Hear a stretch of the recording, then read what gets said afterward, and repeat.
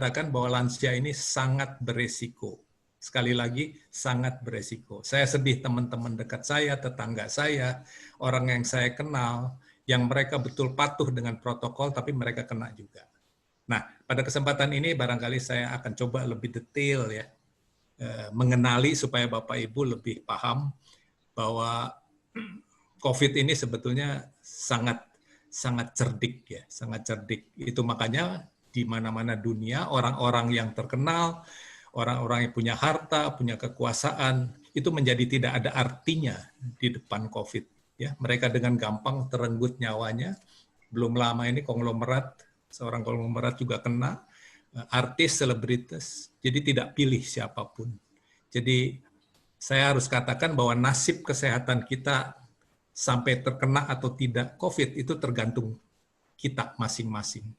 Tidak ditentukan oleh seberapa ketat pemerintah, seberapa baik layanan kesehatan, tapi kalau kita kurang waspada, ya saya katakan waspada bukan takut ya. Yang salah itu takut, tapi kita harus lebih waspada kalau kita tahu banyak. Mungkin yang kita tahu belum terlalu banyak tentang COVID, sehingga kita sedikit bisa lalai, bisa lengah. Ya sekali-sekali kita kumpul lah ulang tahun, arisan, ya, atau makan bersama. Saya kira hal seperti itu yang mestinya kita tunda. Ya, kita mulai dengan, tolong slide pertama.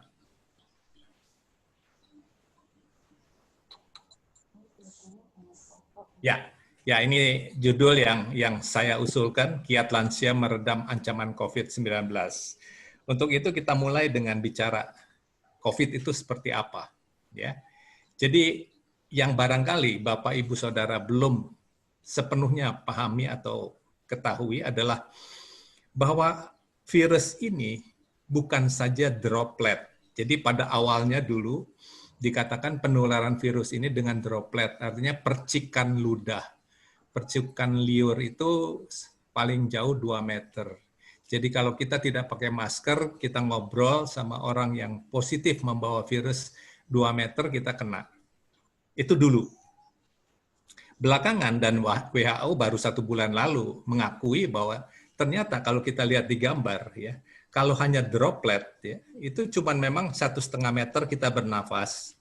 Ini gambar orang yang dia ada virus di mulutnya, di hidungnya.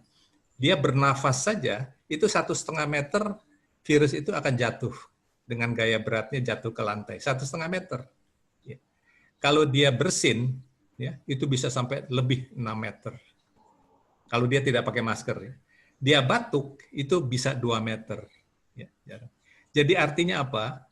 Orang yang tidak pakai masker dan dia membawa virus, di sekitar dia, lantainya itu, lantai di sekitar orang tidak pakai masker dan dia positif membawa virus, itu 1,5 meter dari dia, lantainya penuh dengan COVID. 2 meter dari sekitar dia, itu penuh juga dengan COVID kalau dia batuk-batuk. Atau dia bersin, itu sejauh radius 6 meter, itu lantai penuh. Nah ini barangkali yang belum semua masyarakat tahu bahwa lantai itu ternyata terbanyak jumlah COVID-nya.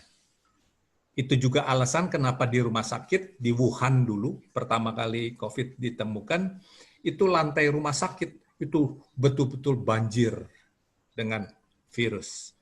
Tanpa bisa kita lihat. Jadi orang yang menginjakan kaki di sekitar rumah sakit, atau di sekitar orang yang tidak pakai masker, dan kita tahu sekarang di luar rumah itu kan banyak orang-orang yang kita tidak tahu dia bawa virus atau tidak, tapi kalau dia nafas saja, itu virusnya udah menyebar sekitar 1,5 meter dia. Kalau kita di terminal, di stasiun, atau di mall, kita berdekatan dengan orang yang tidak pakai masker dan dia positif membawa virusnya, 1,5 meter dari dia kita akan terpapar, kita akan tertular. Jadi begitu bahayanya orang tidak pakai masker kalau dia ternyata membawa virus COVID. Nah, yang lebih menakutkan bukan saja droplet, tetapi yang disebut aerosols. Ya, kita lihat aerosols.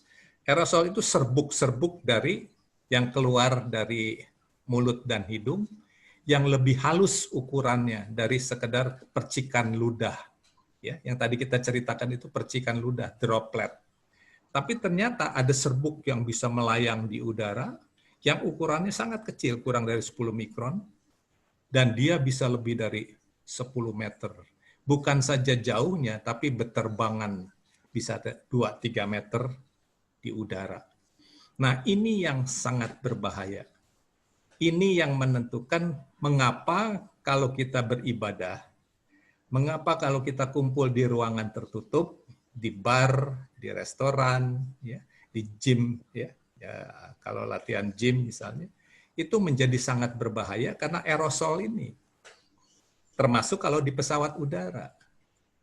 Karena aerosol ini bisa lebih dari 10 meter kalau orang itu tidak pakai masker. Ya. Nanti kita akan cerita bagaimana kalau pakai masker. Jadi aerosol ini yang barangkali masyarakat kebanyakan kurang memahami sehingga tidak menghayati, sekali-sekali kita buka ya masker kita waktu kita makan, waktu kita ngobrol. Masyarakat kita cenderung suka ngobrol. Ya. Dokter-dokter, kenapa tenaga kesehatan di Indonesia banyak sekali jadi korban? Saya menduga alat pelindung dirinya itu bagus, ketat, ya, topi, ya, masker, kacamata, pakaian itu ketat. Tapi begitu dia istirahat berarti buka masker, makan bersama, mengobrol, di situ penularan terjadi. Kenapa bisa penularan? Virus COVID-nya itu udah nempel di bajunya, nempel di tangan, sarung tangannya, nempel di seluruh badan. Nah, ketika dia buka, itu berterbangan itu COVID-nya. Jadi apalagi ngobrol. Ketika ngobrol, dibuka maskernya, jadi virus yang berterbangan dari sarung tangan, dari pakaian, itu terhirup oleh masing-masing yang ketika itu makan bersama, ngobrol bersama. Jadi tenaga kesehatan bukan waktu dia bekerja. Saya menduga itu pada saat dia beristirahat. Pada saat mereka duduk makan bersama, ngobrol, pada saat itu penularan terjadi. Begitu juga sekarang orang yang senang bersepeda. Bersepeda rame-rame, saat bersepeda it's okay, ya. Semua pakai pelindung. Begitu beristirahat, buka masker, ngobrol, atau makan bersama, di situ penularan terjadi. Fakta ini sudah banyak terjadi. Rumah sakit di Jogja ada yang tertular dari mereka yang hobi main sepeda, seorang dokter tertular ketika mereka melakukan kegiatan bersepeda bersama. Jadi dianalisa ternyata penularan terjadi ketika mereka makan bersama. Jadi hati-hati makan bersama. Hati-hati berada di ruangan tertutup dengan aircon, dengan AC, hati-hati. Karena aerosol ini berpotensi.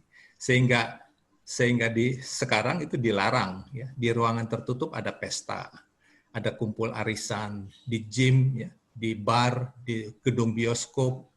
Tetaplah kita bijak, tetap waspada, jangan takut, berhikmat seperti yang Tuhan inginkan kepada kita.